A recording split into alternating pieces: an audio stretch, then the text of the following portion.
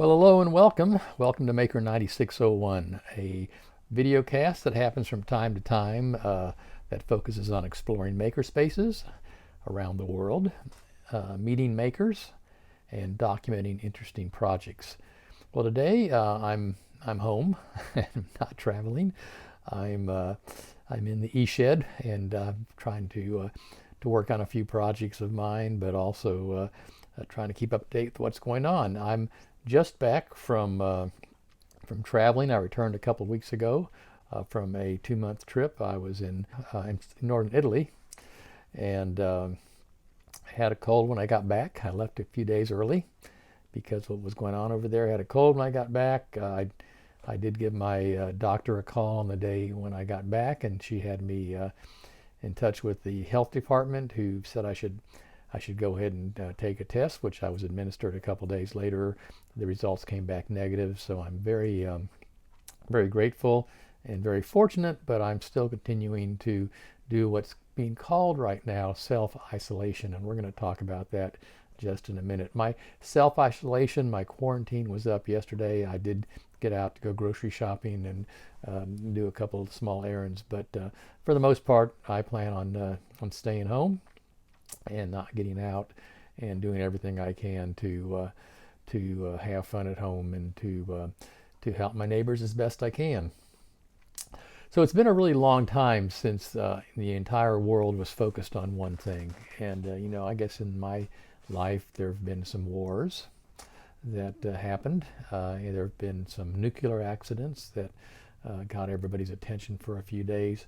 But I don't think there's ever been a situation in the entire history of my life where people have been so focused on one thing. The Covid-19 virus and the pandemic are a constant topic of conversation.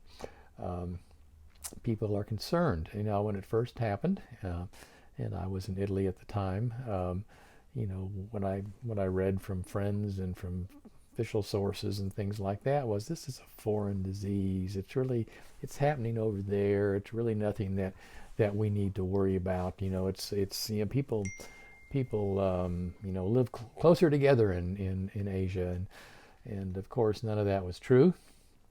Even though people thought the disease was remote, they thought that it was foreign. It turned out that within a couple of weeks, it showed up in Italy, and as my time in Italy moved on, it became more and more of a topic of conversation within that country. And I left a few days before the lockdown. I left a little early, and I'm continuing to watch the news from Italy. I understand a little Italian. I can speak a little Italian and read a little Italian. So I've been reading the news, and of course Google Translate's your friend.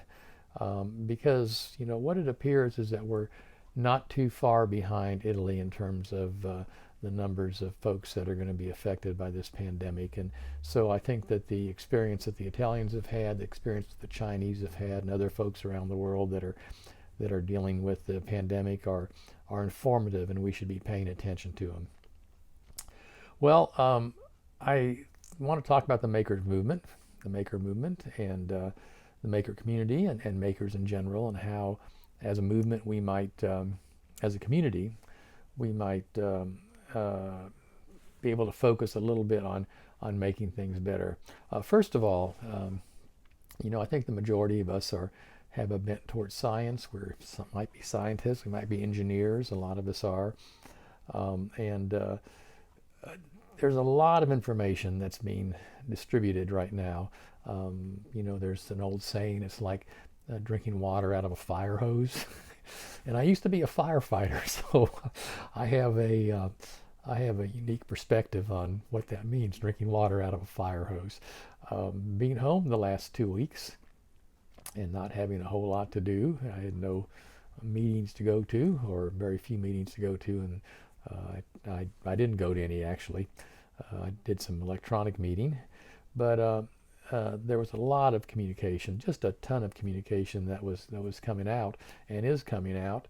A lot of it is speculative. People think that might be what's going on, or this might be the real deal or not. A a lot of it is politically filtered, and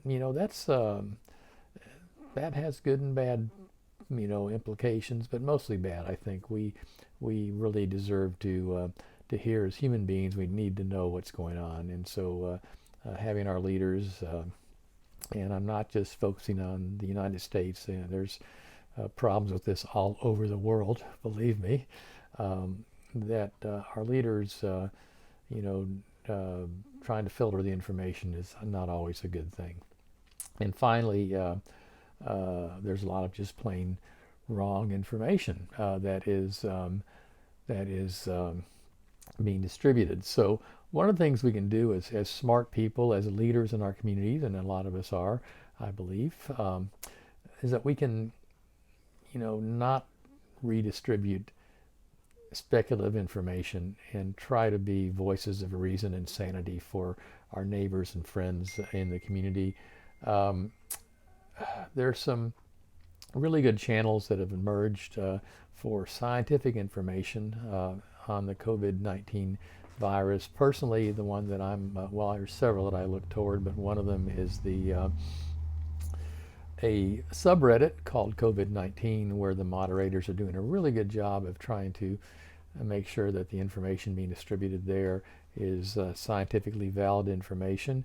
And sometimes the studies are early studies that they're publishing, that they're providing links to, that haven't been peer reviewed, but that's being indicated also. So it's a good place for me to get information. I'm not a virologist. I'm not an epidemiologist, and so about 99.99% of the information goes just way over my bald head, and it's still interesting though, and it's still interesting to listen to the smart kids talk about this. So that's one of the places I'm going. I'm also spending time reading the press releases from the governments, and not just that of the U.S., but the Italian government and the Chinese government and other governments. I'm trying to pay attention to what they're saying. It's interesting stuff, and it's stuff that we should all be paying attention to. But try to be a voice of reason. Try to be a leader, a thought leader, a communications leader, and don't try to make the drama worse than it already is here in this world. From what I can tell, the best way to deal with the pandemic is to stay at home as much as possible. If the majority of us can do that, it's going to take pressure off our medical system. It's going to reduce the spread of the disease, and it's going to give our researchers, our medical researchers, our virologists, our epidemiologists, a chance to help us figure out a way to deal with this disease. As makers, there are ways that we can help beyond being thought leaders, and one of those is to help deal with the social aspects of isolation. Staying home is a good thing from an epidemiological standpoint, but it's bad from a social standpoint. People do need to have human contact. They need to talk to each other. Now, there are people that are having problems being alone, and I'm one of them. I really crave social contact and need to hear from my friends, need to stay in contact, and I'm doing my best to make that happen. But people that stay home and don't talk to anybody else tend to get a little wacky, especially if they spend all their time drinking out of that internet fire hose and reading all that speculative information that can make you really crazy. So I want to encourage us as makers, as leaders, to help our neighbors, help our friends learn how to use some of the tools that exist for this purpose. There's great tools. There's Google Hangouts. There's FaceTime. There's Messenger video chats. There's all kinds of. WhatsApp is a huge one, especially amongst folks outside of the United States. There are tons and tons and tons of wonderful ways of doing this. Now, Not everybody is comfortable with that, especially people of my generation. I'm a digital native because I was lucky to meet my first computer when I was in junior high school and middle school, they call that now in the United States. Uh, but um, but that was unusual. That was because of my dad and what he did for a living, and I got access to some pretty cool stuff at a young age. Um, but a lot of people of my generation, and even people a little younger than me, who aren't digital natives, have a little trouble with technology and are a little bit uncomfortable with doing new things. You know, there are a lot of us in this community who know how to use technology, and we need to step up and explain to our neighbors how to do that. So I just want to encourage you. I'm going to help my neighbors learn how to use video conferencing, and we're going to try some test runs and stuff like that to make sure everybody can do it. But you know, we need to be in touch with each other. We need to see each other. We need to talk to each other, but we don't need to be in the same room with each other right now. This is really, really, really important. Um, I know that the maker community is going to be looking into ways that we can help with the pandemic, and you know, there are ways that we can do that. There are some projects going on. You know, on Hackaday the other day, the awesome website Hackaday, they talked a little bit about this is an opportunity for a worldwide health hackathon, and I agree. We should be working on projects now. There was an interesting story that popped up today from the Italian Fab Lab community. There was an administrator of a hospital in an Italian community who noticed that there was a problem with the supply chain for a particular disposable item that was used with respirators, and it was a mixing valve. The valve mixed, I believe, room air and oxygen, and they were running out of these items for respirators, and the director of the hospital contacted the president of the local fab lab, the local makerspace, and said, "Hey, you know, would you be interested in trying to look at this?" They tried to get some help from the distributors to find out who the manufacturer was, and they didn't get very far along those lines. But they eventually managed to put together a team that included an engineer and a local 3D printing organization, and they reverse engineered the things now, and they're making them. They're making these devices. They found the right material. I think they're using an SLS printer to print these things, and they've actually moved the printer to the hospital so it can be in a sterile environment and all that sort of stuff. But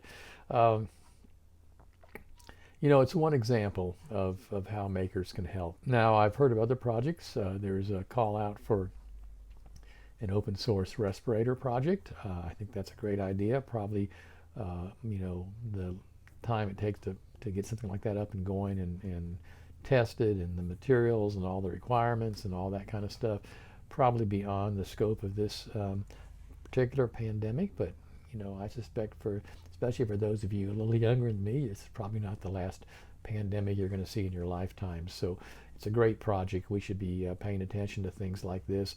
Also, I've heard about folks working on trying to manufacture a DIY filter mask that has the same virus filtering capacity as the N95 masks that are so you know, talked about these days. And I've heard about people working on projects to figure out ways to clean and reuse filter masks. So those are all interesting projects. I encourage folks to get involved, to come up with other ideas. But folks, let's do these projects in an isolated manner.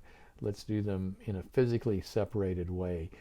Let's make sure that we document. There's tons of good documentation tools. People use GitHub for projects like this. People use Google Docs for projects like these. Let's do this in a distributed manner, but let's not try to come together in one space. A lot of maker spaces have canceled their activities more every day. A lot of maker spaces are coming up with cleaning protocols for the space, and other maker spaces have just closed their doors entirely. Now, I hope that doesn't happen, because I think that we need access to tools during this time, but I think we need to do it in a way that we just one or two people at a time are in the space, and it's it's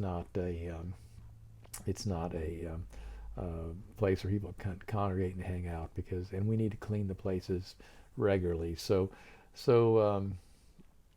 I really encourage folks to work together to find distributed ways to do this, to not be in the same room at the same time as much as possible. And I want to talk a little bit about some of the paranoia I'm hearing lately. I'm hearing from folks who believe the sky is falling, and the sky is falling. That's true. But some of the concerns people have, I recommend you look toward. I recommend you look toward Italy, toward Europe, toward Asia, and to see how things have happened there, because I do believe we're following in their footsteps, a little bit delayed, but we're following in their footsteps.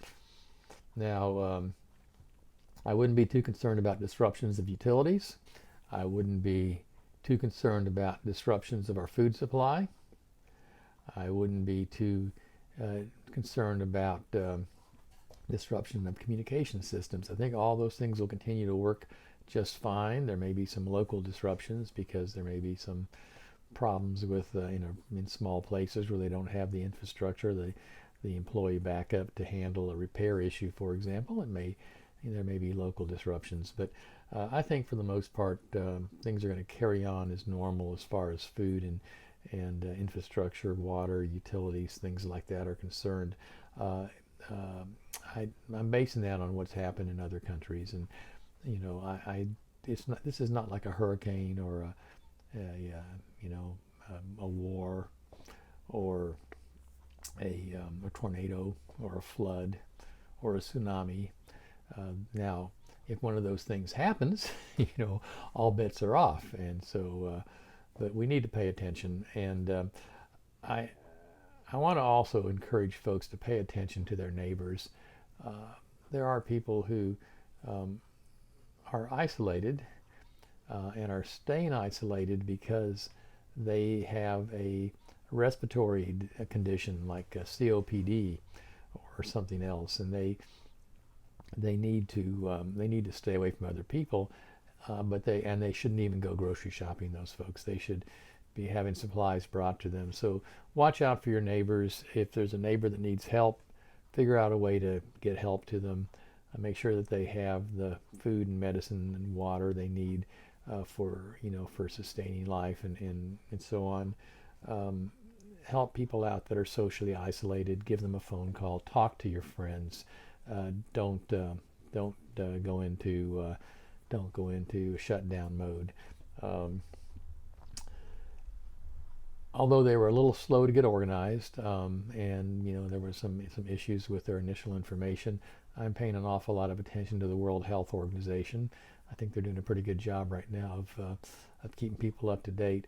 Their advice on how to self-isolate, how to take care of yourself right now is, I think, pretty right on advice. And I encourage you to go to the World Health Organization website, who.int, and yes, we should all go review the information there. So thanks for your time. That's all for now. This is Dave from Maker 9601. Hope that you're staying healthy. Hope that you're following the advice of your local health department and the advice of the World Health Organization and others.